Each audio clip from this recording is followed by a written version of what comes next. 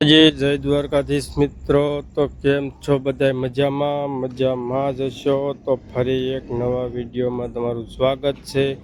આજે આપણે બનાવવાના છે મરચાં અને પતરીના ભજીયા. તો અત્યારે જો બધું કામકાજ બધું કમ્પ્લીટ થઈ ગયું છે અને બનાવવાના ખાલી બાકી છે. તો હાલો હવે બનાવવાની શરૂઆત કરી દેવી. પહેલાં તો આપણે લોટ લઈ લીધો છે અને મીઠું બધું આપણે જે કાંઈ નાખવાનું હોય બધું નાખીને ધીમે ધીમે કામ ચાલુ કરી દેવી.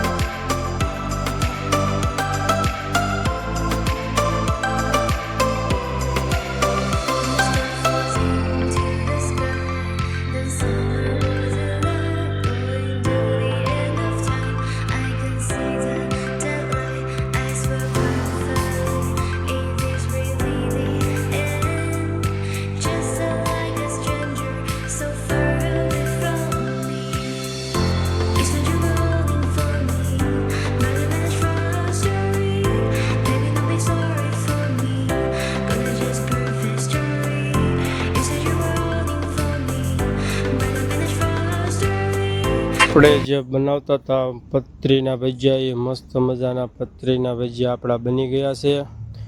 અને પછી આપણે આપવાના છે ગરમા ગરમ ગાંઠિયા. તો હાલો પહેલાં ગાંઠિયા બનાવી નાખું. ગરમા ગરમ ગાંઠિયા બની જાય પછી ગ્રાહકને દેવાના છે. તો 200-300 ગ્રામ જેવા ગાંઠિયા બનાવવાના છે. કાંઈ વાંધો નહીં, બનાવી નાખું પહેલાં અને પછી ગરમા ગરમ ગાંઠિયા અને મરચાં દઈ દેવી. આપણે ગાંઠિયા વણવાનું ચાલુ કરી દીધું છે દઈશું અને વણાઈ જાય એટલે આપણે મસ્ત મજાના પાકી જાય ને પછી ગ્રાહકને આપી દેવી. તો હાલો પહેલાં ગાંઠિયા પાકી જાય કાંઈ રાહ જોવી. તો જો ભાઈ આખું બકડીયું ભરી દીધું છે ગાંઠિયાનું અને પાકવા પણ મૂકી દીધા છે. ધીમે ધીમે હમણાં ધીમે તેલમાં પાકી જાય પછી ગ્રાહકને આપી દેવી. તો જુઓ ભાઈ કેવો મસ્તનો દેખાવ આવે છે ભાઈ. ચાલો ગાંઠિયા તો આપણા પાકી ગયા છે, પણ હવે આપણે ગ્રાહકને દઈને પછી હવે ભજીયાનું ચાલુ કરી દેવી. હવે બટાટાને તો બની ગયા, હવે બનાવવાના છે ભરેલ આપણે મરચાંના. તો જો ધીમે ધીમે ધીમે ધીમે ચાલુ કરી દેવી મરચાંના ભજીયા. ધીમે ધીમે આખો હમણાં બકડીયું ભરી દેવી.